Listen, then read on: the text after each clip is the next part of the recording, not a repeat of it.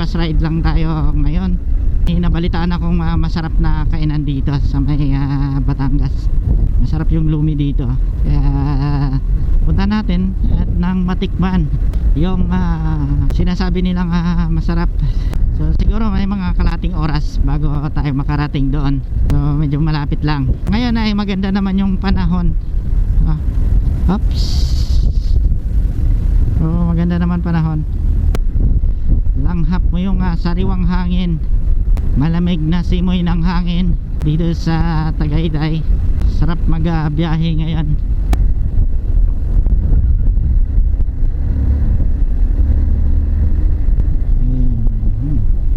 Oh my god.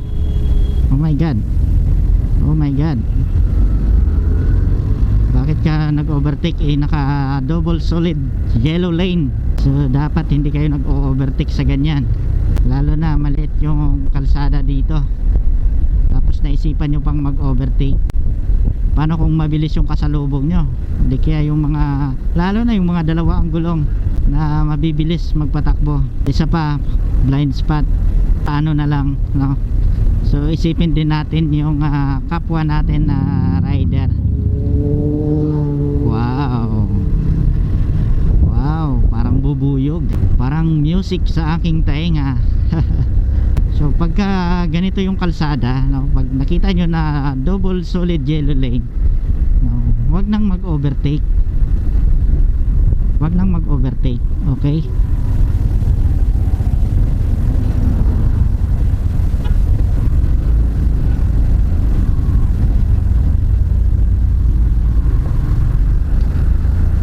Kagaya nun, no?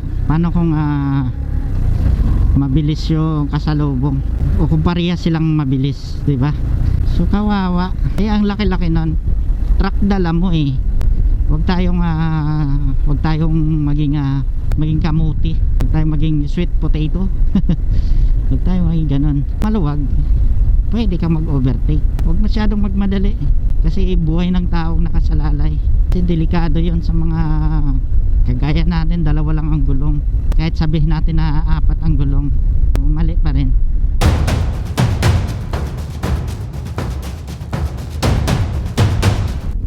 So malapit na tayo sa ating pupuntahan. Siguro may mga 15 minutes. Yan.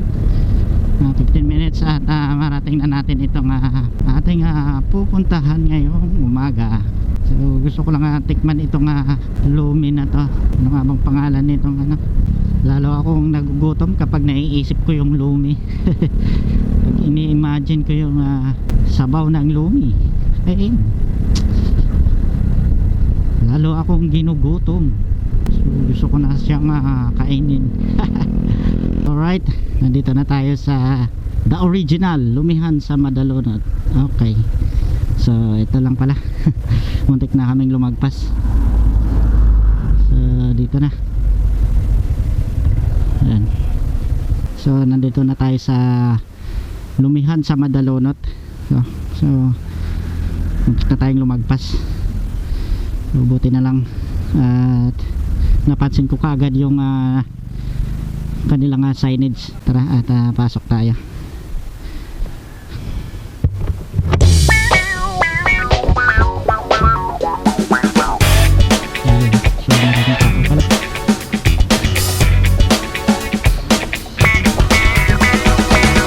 Ay, nag-iba na.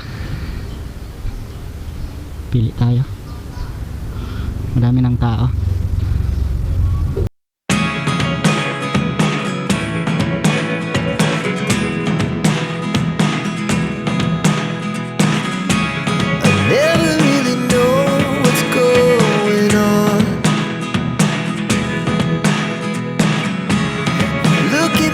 Time